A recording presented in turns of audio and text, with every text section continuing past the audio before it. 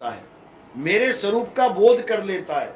मेरे स्वरूप का बोध मतलब मुझे शरीर मान के ना समझ लेना कि मैं कृष्ण जी का पुजारी बन गया हूं, मैं कैसे भी कृष्ण जी की पूजा करूं मैं पार हो जाऊंगा, कभी नहीं। वो कहते हैं मेरे दो स्वरूप हैं। एक वो स्वरूप है जो नकली है, स्वरूप बोलना पड़ रहा है यहां पे, असल में वो रूप है। रूप हमेशा बदलता है, कभी राम बन के कभी श्याम बन के चले आना। ये किसकी बात चल रही है? रूप की, जो बदल रहा है। अब स्वरूप क्या है? जो कभी नहीं बदलेगा।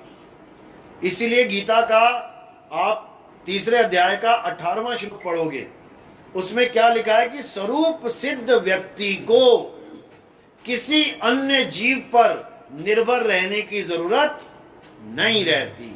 किसको बोला गया है? स्वरूप सिद्ध।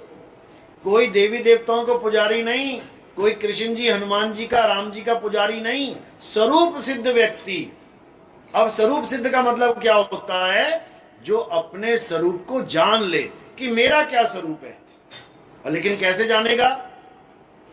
पूजा तो कर रहा है हनुमान जी की, पूजा कर रहा है राम जी की, पूजा कर रहा है शंकर जी की, पूजा कर रहा है देवी देवताओं की, और चाहता है कि मैं अपने स्वरूप को जान लूं, वो कभी नहीं जान सकता।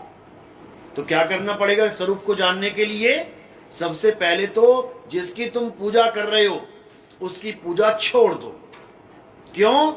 क्योंकि तुम किसी ना किसी शरीर की पूजा कर रहे हो, और शरीर क्या है? शरीर नाशवान है, शरीर माया है, पल पल बदलता है, पल पल अलग अलग रूपों में दिखाई देता है। हनुमान जी छोटे से थे, देखो बड़े हो रहे हैं। राम जी छोटे से थे, देखो बड़े हो रहे हैं। कृष्ण जी छोटे से थे, सब बड़े हो रहे हैं। रूप बदल रहा है। अब जो बदल रहा है वो क्या है? कृष्ण जी समझा रहे हैं, हे अर्जुन, इस दुनिया में दो प्रकार के तत्व हैं, एक असत्य और एक सत्य। असत्य वो है जो जन्मता और मर जाता है, जो पल पल बदलता है।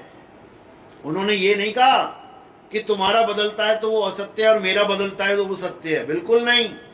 ये कहां लिखा है? अध्याय 2 16वां श्लोक पढ़ो, उसमें लिखा है कि तत्वदर्शियों के द्वारा यह निर्धारित किया गया है कि इस दुनिया में दो प्रकार के तत्व हैं, एक असत्य और एक सत्य। असत्य पल पल बदलता है, असत्य बनता और बिगड़ता है, असत्य सदा एक सा नहीं रहता। और सत्य क्या है? जो कभी जन्मता मरता नहीं है, जो पल पल बदलता नहीं है, जो सदा एक रस